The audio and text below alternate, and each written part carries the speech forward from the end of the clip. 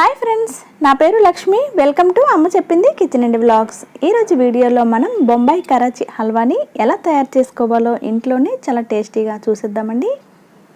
ముందుగా ఒక బౌల్ తీసుకున్నాను. ఇందులో నేను 1 కప్ వరకు కార్న్ ఫ్లోర్ వేస్తున్నానండి.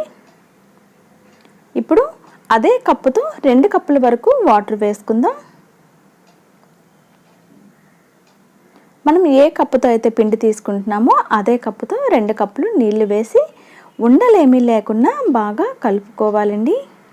అలాగే మన ఛానల్ ఎవరైనా ఫస్ట్ టైం చూస్తున్నట్టయితే సబ్స్క్రైబ్ చేసుకొని పక్కనే ఉన్న బెల్ బటన్ నొక్కి ఆల్ అనే ఆప్షన్లో పెట్టుకున్నారంటే నేను పెట్టే వీడియోస్ నోటిఫికేషన్ మీ ఫోన్లోకి వచ్చేస్తుంది.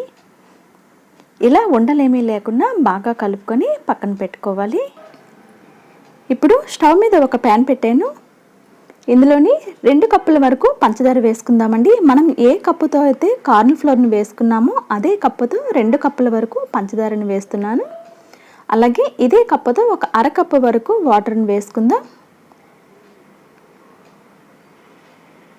ఇప్పుడు మనం ఈ పంచదార అంతా కూడా కరిగే వరకు కలుపుతూ మరిగించుకుందామండి. ఈ స్వీట్ రెసిపీ చాలా సింపుల్గా తక్కువ టైంలోనే రెడీ అయిపోతుందండి. పిల్లలు అడిగిన వెంటనే కూడా చేసి పెట్టేయచ్చు. అలాగే మనకి ఇంటికి ఎవరైనా గెస్ట్లు వచ్చేటప్పుడు ఫాస్ట్గా అయిపోతుందండి ఈ రెసిపీ, కానీ చాలా టేస్టీగా ఉంటుందండి. ఇప్పుడు చూసారా పంచదార అంతా కూడా కరుగుతుంది. ఇలా కలుపుతూ మరిగించుకుందామండి. ఇంకొక 2 మినిట్స్లోనే మనకి పంచదార కరిగిపోతుంది.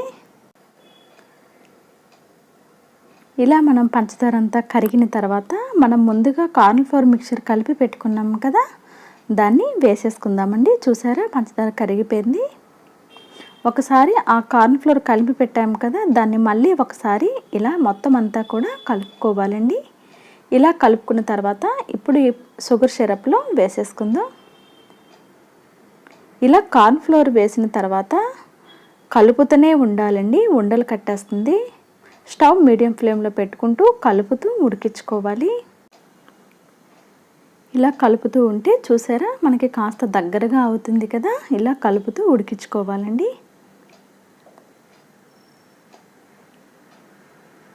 మనకి ఇదంతా కూడా క్రీమీగా వచ్చేస్తుంది. చూసారా ఈ విధంగా ఉండలేమీ లేకుండా చూసారా ఎంత బాగా కలిసిందో. ఇలా కలిసేటట్టు కలుపుతూ ఉడికించుకోవాలండి. ఇప్పుడు ఇందులో మనం నెయ్యి వేసుకుందామండి. ఒక 1 స్పూన్ వరకు నెయ్యి వేస్తున్నాను. కొంచెంగా నెయ్యి వేసుకుంటూ ఉడికించుకుందామండి. ఇప్పుడు నెయ్యి అంతా కూడా ఒకసారి బాగా కలుపుకొని ఇప్పుడు ఇందులోనే కొంచెం రెడ్ ఫుడ్ కలర్ వేస్తున్నానండి. మీరు కావాలంటే ఆరెంజ్ అయినా గ్రీన్ అయినా మీకు ఏ కలర్ నచ్చితే అది వేసుకోవచ్చు. స్వీట్ షాప్లో మాత్రం ఇదే కలర్ని వాడతారండి. చూస్తుంటాం కదా, చాలా కలర్ఫుల్గా చాలా బాగుంటుంది కదా. ఇప్పుడు ఈ కలర్ అంతా కూడా ఇందులో బాగా కలిసేంత వరకు కలుపుతూ ఉడికించుకోవాలండి.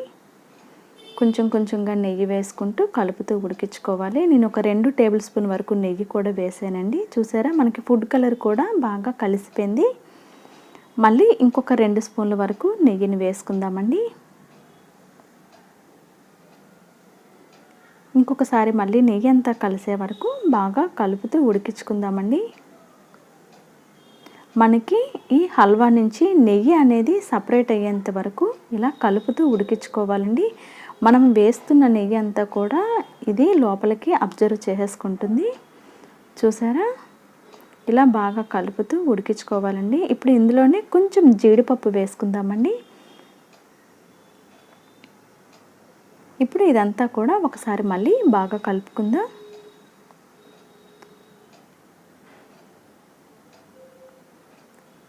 చాలా కలర్ఫుల్గా ఉంది కదండి, చాలా టేస్టీగా కూడా ఉంటుంది. ఇలా మొత్తం అంతా బాగా కలుపుకోవాలి. ఇప్పుడు ఇంకొక 2 స్పూన్ల వరకు మళ్ళీ నేను నెయ్యిని వేస్తున్నానండి. ఇప్పుడు మళ్ళీ అంతా కూడా బాగా కలుపుతూ ఉడికించుకుందామండి. మొత్తంగా నేను ఇందులో ఒక అరకప్పు వరకు నెయ్యి అనేది వాడానండి. చూసారా ఇప్పుడు మనకి నెయ్యి అనేది ఈ హల్వా నుంచి సపరేట్ అవుతుంది.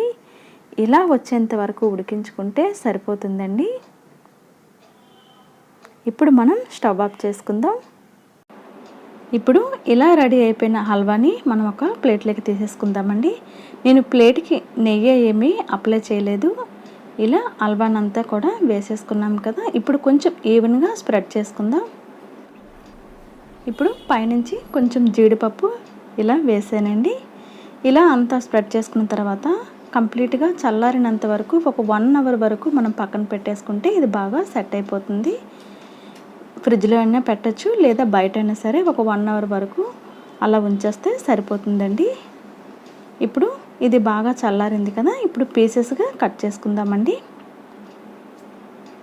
ఈ రెసిపీని మీరు కూడా ఇంట్లో ట్రై చేసి మీకు ఎలా వచ్చిందనేది నాకు కామెంట్లో చెప్పండి. ఇలా మనకి నచ్చిన షేప్లో మనం పీసెస్గా కట్ చేసుకోవచ్చు. నేనైతే స్క్వేర్ పీసెస్గా కట్ చేస్తున్నాను. చాలా బాగుంటుందండి, చాలా సింపుల్గా అయిపోతుంది, అలాగే టేస్టీగా కూడా ఉంటుంది. చూసారా ఎంత సాఫ్ట్గా, చాలా బాగా వచ్చిందండి. ఇదే విధంగా నేను మొత్తం పీసెస్ అన్నీ కూడా కట్ చేసేసానండి. చూసారు కదా, ఇంట్లోనే బొంబాయి కరాచీ హల్వాని ఎలా తయారు చేసుకోవాలో. ఈ వీడియో మీకు నచ్చిందని అనుకుంటున్నాను. నచ్చితే ఒక లైక్ చేసి మీ ఫ్రెండ్స్ అండ్ ఫ్యామిలీ మెంబర్స్కి షేర్ చేయండి. Thank you for watching this video. Next video.